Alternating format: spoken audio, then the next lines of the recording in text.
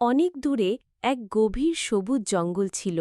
বড় বড় গাছ, লতাপাতা, হরেক রকমের পশু পাখিতে ভরপুর সেই জঙ্গল ছিল যেন এক রূপকথার রাজ্য। সূর্যের আলো পাতার ভাগ গলে এসে পড়ত, বাতাসে কচি পাতার মিষ্টি গন্ধ ছড়িয়ে পড়ত। এই জঙ্গলের প্রাণীরা একে অপরের সঙ্গে মিলেমিশে বাস করত, ঠিক যেন এক সুখী পরিবার। এই জঙ্গলে বাস করত এক বুদ্ধিমান, দুষ্টু কিন্তু দয়ালু বানর, যার নাম ছিল মাধব। সারাদিন সে গাছ থেকে গাছে লাফিয়ে বেড়াত, পাকা ফল খেত আর অন্য পশুপাখিদের সঙ্গে খেলা করত। মাধব যেমন মজার তেমনি চতুর, তাকে সবাই ভালোবাসত, কারণ সে কখনো কারোর ক্ষতি করত না, বরং সবাইকে সাহায্য করত।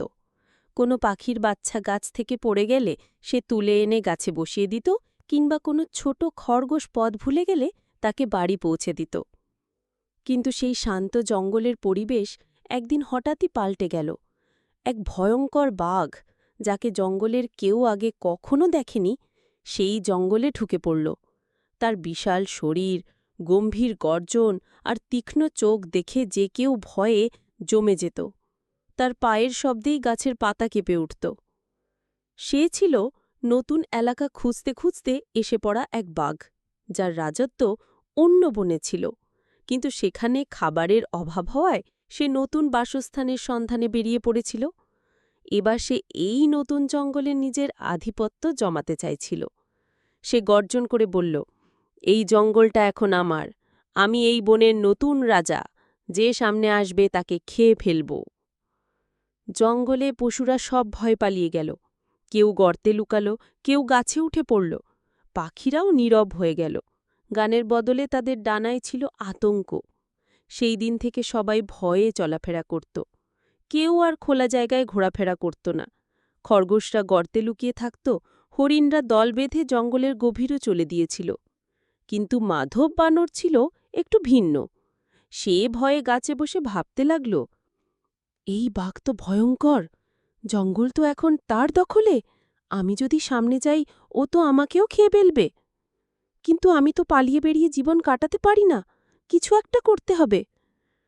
মাধব মাথা ঠান্ডা রেখে একটা পরিকল্পনা বানাল। সে জানত শক্তিতে সে কখনো বাঘের সঙ্গে পারবে না, কিন্তু বুদ্ধিতে অবশ্যই পারবে। পরদিন সকালে মাধব গাছ থেকে নিচে নেমে এলো। সে জানত বাঘ আজও তাকে খুঁজবে, তাই সে নিজেই গেল বাঘের কাছে। বাঘ মাধবকে দেখে লাফিয়ে উঠল, তুই ছোট্ট বানর, আমার খাবার হতে চলেছিস। মাধব হাত জোড় করে বলল, ও রাজামশাই, আপনি জানেন না মনে হচ্ছে, এই বনে আপনার আগে আর একটা ভয়ঙ্কর বাঘ রাজত্ব করত। কি, অন্য বাঘ? হ্যাঁ হুজুর, বলল মাধব কৌশলে। সেই ছিল ভয়ঙ্কর, তার গর্জনে পাখিরা গাছ থেকে পালিয়ে যেত। সে যেদিকে হাঁটত গাছের পাতা ঝরে পড়ত। আপনার মতোই বড় আর শক্তিশালী, কিন্তু সে ছিল খুব অহংকারী। তাই পশুরা একত্রিত হয় তাকে জঙ্গলের এক গোপন গুহায় আটকে রেখেছে। বাঘ গর্জন করে বলল, তাকে ছেড়ে দেবে না? আমি নতুন রাজা, কোনো পুরনো বাঘ এই জঙ্গলে থাকতে পারবে না। মাধব কৌতূহলী ভঙ্গিতে বলল, তাই তো ভাবছি হুজুর, আপনি যদি তাকে দেখে আসেন বুঝতে পারবেন কতটা শক্তিশালী ছিলেন তিনি।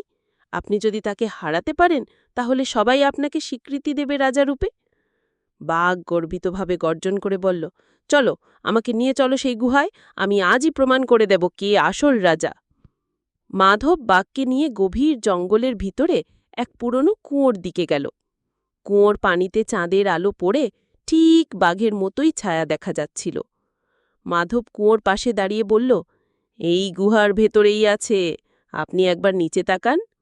বাঘ নিচে তাকিয়ে দেখল এক বিশাল বাঘের মতো ছবি। সে ভাবল, এই তো সেই বাঘ। সে গর্জন করে বলল, তুই বেরিয়ে আয়, আমি এসেছি। কিন্তু ছায়াটাও গর্জনের মতো কেঁপে উঠল, কারণ তার নিচের আওয়াজই প্রতিধ্বনি হয়ে ফিরে এলো। বাঘ আরও রেগে গিয়ে কুয়োর ভেতর লাফ দিল, ভাবল অন্য বাঘকে ধরবে। কিন্তু কুয়োর তলায় ছিল কেবল জল। সে পড়ে গেল জলে আর চিৎকার করে উঠল। মাধব সঙ্গে সঙ্গে উপরের ঝোপ থেকে দড়ির মতো এক লতা ছিঁড়ে এনে কুয়োর মুখ বন্ধ করে দিল।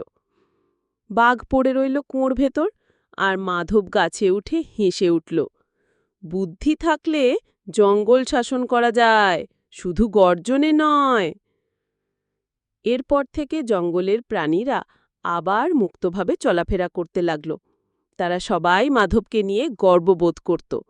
জঙ্গলের সিংহাসনে এখন এক বাঘ নয়, এক বুদ্ধিমান বানরই ছিল আসল রাজার মতো।